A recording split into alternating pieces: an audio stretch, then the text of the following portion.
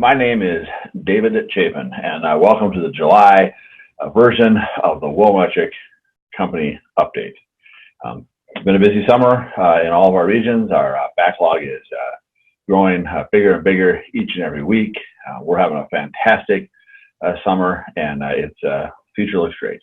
So that's exciting. Keep up the great work and make sure that you're never compromising safety. So in this episode, we are going to talk about three things, and those three things are, to start with, have you ever wondered what it would take to be a foreman here at WES Electric?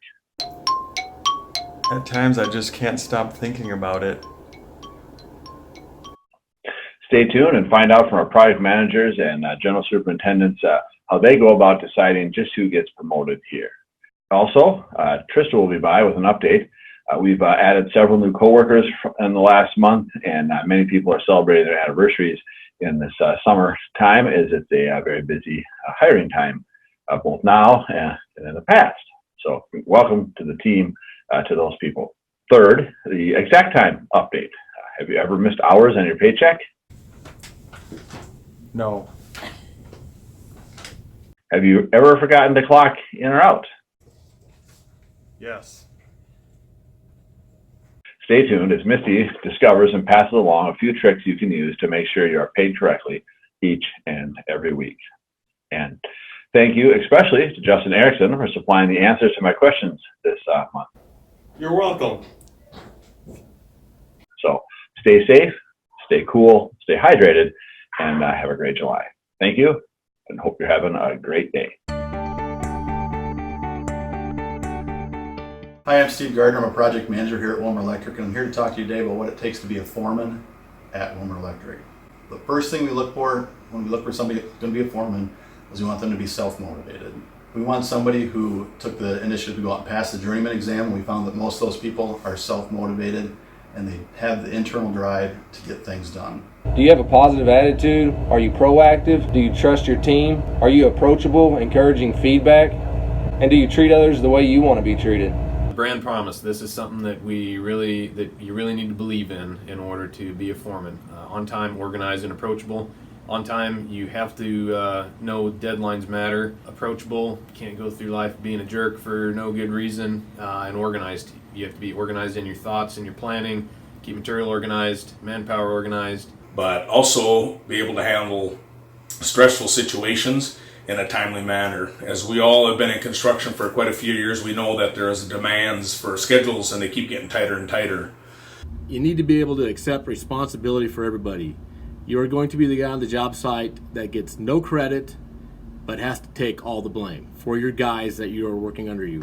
We want somebody that plans their work, that looks forward 2 to 3 weeks on the short term and months in the long term, so they make sure they get the material on time and they're planning their job out well. You will be the journeyman on site, safety director on site, customer service on site accounting person, and so on. We want a foreman to be innovative. We want them to adopt our 2-second lean philosophies, to innovate, look for prefab, look for ways to save time, save material on their job. Next thing, knowing the difference between efficiency and something that compromises safety or quality. We can't cut corners that don't need to be cut. We want them to lead by example, and by leading by example, that means you're setting the example for your crew and for other foremen and your peers on how you do your job. And so we need to have a lot of flexibility in how we handle all the different aspects of different people coming at you. Plumbers, you got sheet wall, you got drywall, you got to work and coordinate with all them. We want foremen that hold people accountable and hold themselves accountable to the standards that we set here at WES Electric, whether that's enforcing policies, whether that's showing up for work on time, or whether that is just being self-disciplined enough to come and do your job the way you're supposed to do it. Live! I was recording. Oh, were you really? Yes. Stop doing that. This is how I catch people. All right, so I was going to say we're live from New York, and it's Saturday night. Unfortunately, we're live from Wilmer, and it's Tuesday morning. So we're here again to do the new hires for June, as well as the anniversaries for July here at WES Electric, and for this month's update. So for new hires for the month of June in Nebraska, we have Dominic Dehane, on May 31st. We have Jay Kim on May 31st, and we have Tyler Boudreau on June 13th. In Oklahoma, we have Kale Kraus on May 31st, and we are welcoming back Chris Gomez on June 18th. And up in Minnesota, we have Peter Kinnear, who came on June 10th and is a summer employee with us up there. And for in anniversaries for the month of July, we have Justin Chapin, who's been here 21 years, Rylan Hansen, who's been here 7 years, and in Oklahoma, we have Robert Houghton at 5 years, Jerry Stinson at 21 years, and Eric Kishbau at 1 year. And that is a wrap.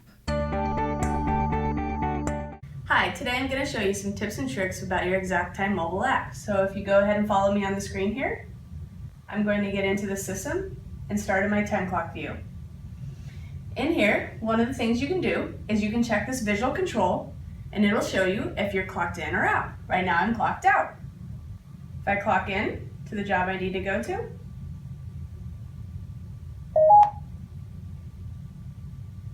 it'll change to green and say in, and it'll start counting how long I've been clocked in for. The other tip is checking your history of your punches. This little clock icon down here is your history. It'll show all your clock in and out punches for the period. I'm going to go ahead and press on one, and it'll show me the details of that actual punch. Where I worked, what any comments I have, what time it was. The other tip I have is down here, you have this time card view. It looks like a clock with a punch card. If I click on that, it's going to show me my time card for the week. It'll add up all my hours and they'll show right here under total for how many total hours I've had for the week. I should check this every week to make sure I have the correct amount of hours for the next paycheck. If I don't, one of the tips I can do is I can go to field notes by clicking these 3 bars and typing a note. So I'm going to put the note about myself, missing hours on Tuesday, 8 of them. Go ahead and save my note. Saving my note, did not send it. If we go to this history down here, you will see that it was not instantly sent. These ones that say sent have been sent. This one has no word sent underneath it. So I'm going to manually sync that by going to my 3 bars, hitting sync. Now if I go back to that view and I refresh, you'll see that it has been sent.